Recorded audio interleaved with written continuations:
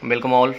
This session is going to be very useful and very beneficial for all the students who are preparing for examination, and if not preparing for examination, if you like speaking English, this session is going to be very crucial and very important for all of you, because I'm going to discuss about 20 different words with different type of and different way to remember.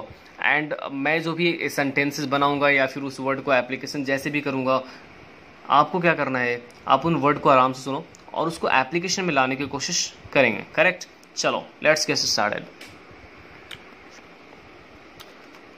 जो भाई पहला यहाँ पे word है ना, वो है corpulent. ठीक है, तो कॉर्पुलेंट का एग्जैक्टली मतलब होता है हैविंग लार्ज बल्की बॉडी, चबी और ओवरवेट। अगर कोई बहुत ज़्यादा मोटा है, बल्की बॉडी है, ओवरवेट है, तो ही इज कॉर्पुलेंट। कैसे याद रखेंगे इसको? ऐसे याद रख सकते हैं कि भाई कार पे लेट गया। क्या हो गया? कार पे लेट गया। क्यों भाई? क्योंकि इतना भारी था ना, वो मोटा तगड़ा आदमी था, बैठने में उसे बड़ी दिक्कत हो रही थी और इसी कारण वो कार पे क्या हो गया? लेट हो गया। तो कॉर्पुलेट मतलब कॉर्पुलेंट मतलब having very large body. He is corpulent. Corpulent police officer है ना, एक पुलिस ऑफिसर जो कैसा था? बहुत ही ज़्यादा बल्की बॉडी का था। है कॉर्पुलेंट नहीं होना चाहिए ना, पुलिस ऑफिसर मतलब क्या? Fit and fine, right? तो यहाँ पे कॉर्पुलेंट का मतलब हो गया हैविंग लार्ज बल्की बॉडी। करेक्ट? चलो भाई नेक्स्ट वर्ड में आते हैं। इसी का एक नाउन हमने बनाया है कॉर्पुलेंस। ठीक है, सेम है मीनिंग। एवरेज। एवरेज का मतलब क्या होता है भाई? अगर इसको ऐसे अलग कर दो तो भाई लिखा है अबे अबे राइस, अबे राइस दे, राइस दे, राइस दे, राइस दे। मतलब बार बार अगर कोई राइस राइस राइस करता है तो he is greedy, right? He is greedy. And जो उसके अंदर में जो नाउन है, जो एक्टिविटी है, वो है एवरेज। एवरेज मतलब होता है भाई लालच, ग्रीड और रेपिशियसनेस। तो रेपिशियसनेस होना, ग्रीड होना इज एवरेज। अब इसका जो एडजेक्टिव हम बनाते हैं वो होता है एवरेशियस। तो एवरेशियस एक एडजेक्टिव है, इज एन एडजेक्टिव। इसका मतलब होता है लालची होना, ग्रीडी होना और रपैशियस होना। रपैशियस हमने यहाँ पे नहीं लिखा है, लेकिन आप लिख सकते ग्रीडी एंड रिपैशियस। तो avaricious is rapacious and greedy. Very important word it is, right? Important है, बहुत इंपॉर्टेंट वर्ड है एवेरिशियस। मोडिकम लिखने से ऐसा पता चल रहा है मोदी कम। मोदी कम मतलब मोदी जैसे लोग जो होते हैं बहुत क्या होते हैं?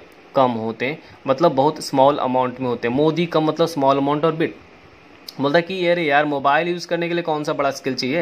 And we need only modicum skill. Modicum मतलब बहुत ही छोटा, कम skill is required, very small skill is required to operate a mobile phone. ठीक है, तो मोदी कम का मतलब समझ में आ गया, मोदी जी कम, है ना? मतलब मोदी जैसे लोग क्या होते हैं? बहुत ही कम जन्म लेते हैं। तो मोदी कम मतलब small amount. Next word here is esoteric. Esoteric is mysterious और ऑब्सक्योर, है ना? एसोटेरिक एक ऐसा केस है जो समझ में नहीं आए, मिस्टीरियस हो, रहस्यमय हो और क्लियर ना हो, है ना? जैसे बोल सकते हैं कि जो सब्जेक्ट है एसोटेरिक है, या फिर उसका जो मोटिव है, उसका जो लक्ष्य है ना, वो एसोटेरिक है, मतलब नॉट नोन टू एनीबॉडी, और मुझे कुछ डाउटफुल लगता है तो भाई एसोटेरिक हो सकता है, एसोटेरिक मोटिव्स। ठीक है, एसोटेरिक मोटिव्स मतलब बिल्कुल थोड़ा सा अलग, मिस्टीरियस। एक्स्ट्रापेट, ऐसा लग रहा है एक्स्ट्रा पेट बोल दिया मैं, है ना? एक्स्ट्रापेट मतलब एक्स्ट्रा पेट। एक्स्ट्रा पेट, किसी को अगर एक्स्ट्रा पेट हो गया तो क्या करना चाहिए? उसको चर्बी गलाना चाहिए, दौड़ना चाहिए, है ना? उसको एक्सरसाइज करना पड़ेगा। तो एक्स्ट्रा पेट का मतलब होता है डिस्ट्रॉय। क्या होता है? डिस्ट्रॉय कर देना। तो जैसे किसी को अगर एक्स्ट्रा पेट हो गया तो उसको हटाना पड़ेगा। करेक्ट? लो अभी एग्जाम्पल है तो हो गया भाई समझने की, याद करने की चीज़। लेकिन इसको अगर हम एग्जाम्पल में देखें तो अभी जो कोविड-19 है उसको हटाने का कोई भी जो मतलब जिसको बोल सकते हैं ना कि ये वैक्सीन जो है अगर खाओगे तो कोविड-19 एकदम ख़त्म, ऐसा कोई भी वैक्सीन है नहीं। ठीक है, तो हम बोल सकते there is no vaccine to extirpate कोविड-19। ठीक है, there is no vaccine to extirpate कोविड-19। What you guys have to do, you listen particular word very seriously, sincerely इस काम को कीजिए and do write this words on a copy, because I am working for you, and if I am working, your objective should be to remember these words as well as इस word को ना copy पे लिखना है। Right this words in a notebook. ठीक है, लिखते चलिए, उससे क्या होगा ना भाई आपके पास कलेक्शन ऑफ वर्ड्स बहुत सारे हो जाएंगे, because I have promise to take you through at least 10,000 words and I will do it.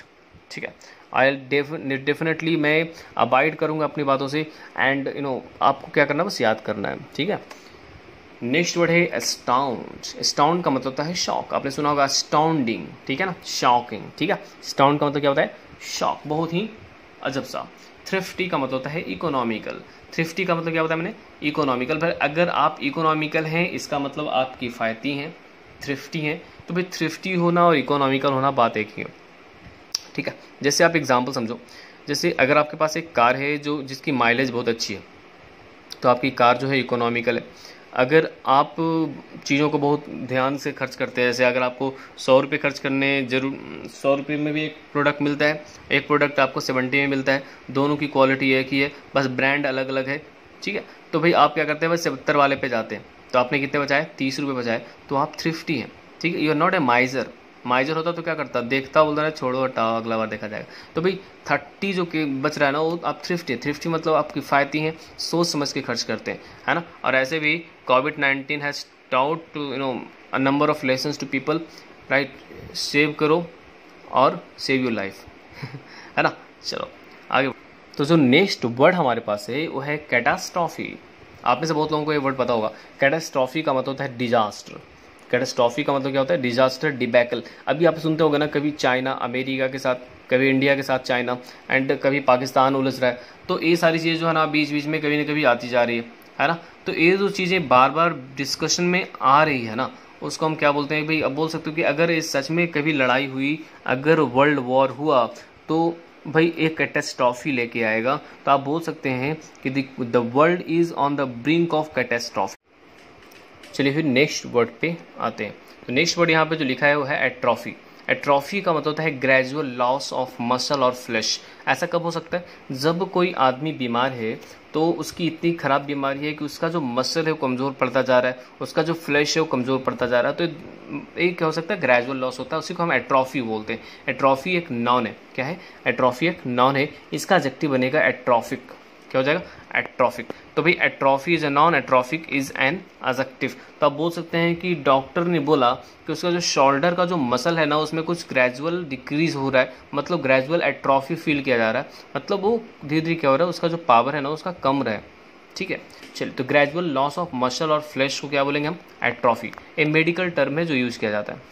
चलिए नेक्स्ट वर्ड है लॉबी। लॉबी का मतलब होता है एडवोकेट करना, ट्राई करना कि हम गवर्नमेंट ऑफिशियल को क्या करें, इन्फ्लुएंस कर सकें, ठीक है। मतलब किसी के फेवर में बोलना इज लॉबी, ठीक है। अगर आप किसी को पॉजिटिव तरीके से फेवर में करते हैं तो भी लॉबी, नेगेटिव तरीके से करेंगे तो भी लॉबी होगा, ठीक है। तो कैसे यूज़ करेंगे जरा समझते हैं इसको। जैसे अगर हम बोलते हैं कि मैंने प्रपोजल को लॉबी किया, इसका मतलब मैं प्रपोजल को क्या किया, मैंने प्रपोजल को एडवोकेट किया, ठीक है जी। एडवोकेट किया मतलब I spoke in favour of the proposal. समझ में आ गई वो बात। चलिए नेक्स्ट है सरपास। सरपास का मतलब होता है सर से पास कर गया, है ना, मतलब एक्सीड कर गया, और भी ज़्यादा चला गया। तो भाई सिंपल, एक्सीड कर गया मतलब ग्रो बेटर, है ना, क्या कर दिया, ग्रो बेटर। एक्सीड का मतलब होता है बढ़ना, लेकिन ग्रो बेटर का मतलब क्या हुआ, अच्छा, बेहतर होना। तो सर पास मतलब आपने सोचा था कि ये काम ऐसा होगा, लेकिन ये सरपास कर गया, मतलब आपका एक्सपेक्टेशन से आगे अच्छा गया। मतलब कह सकते हैं कि आपसे जो उम्मीद थी सर, उससे ज़्यादा काम आपने अच्छा किया।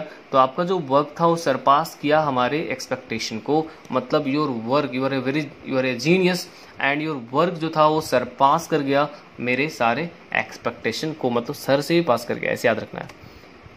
डाइल्यूट का मतलब होता है वीक करना, कमज़ोर बनाना, ठीक है। कैसे, लिक्विड वगैरह मिला के किसी चीज़ को कमज़ोर बनाना। जैसे अगर पानी पी रहे हैं, सॉरी पानी में तो मिला ही नहीं सकते कुछ, ठीक है। अगर आप दूध में, मिल्क में पानी मिलाते हैं तो आप क्या करते हैं, उस पानी को, है ना, मतलब जो आप जो मिल्क है ना, मिल्क को आप क्या करें, डाइल्यूट करें, मतलब that is called to be diluted milk.